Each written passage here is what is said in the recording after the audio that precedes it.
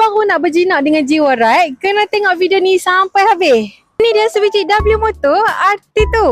Desain dia memang sangat classy dan clean. Untuk bahagian depan, lampu pun full LED. Bahagian belakang pun full LED juga tau. Guna sistem smart key. Ini remote dia dan ada spare key. In case remote tak ada bateri, boleh masukkan spare key dekat sini. Skrin yang super besar ni dia TFT, main dengan full color. Seat pun design ergonomi, ada semi backrest. Kapasiti seat luas, boleh letak helmet. Paling penting ada dashcam bahagian depan dan juga dashcam bahagian belakang.